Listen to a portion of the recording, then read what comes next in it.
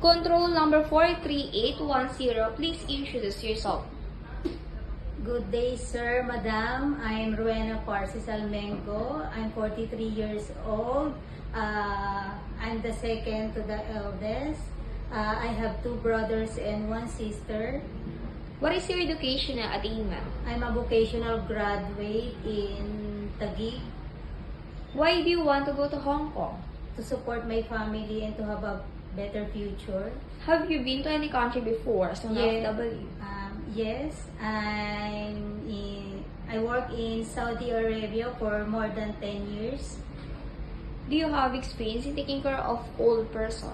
No, I don't have any experience for the old person, but I'm willing to learn. Do you have experience in taking care of newly born babies and children? Yes, I have experience. What can you do for newly born babies and children?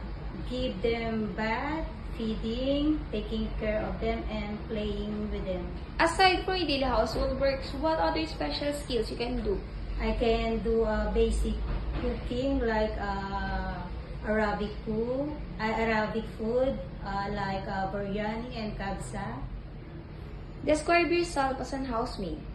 I'm a responsible maid and honest person. During misunderstanding with your employer, what do you do? I will talk to them and saying sorry. Describe your relationship with your past and present employer. How do they treat you? They treat me like their own family. Message for a future employer in Hong Kong. Sir, madam, if you choose me as your housemaid, I will do my best to taking care of your family and do household better. Thank you.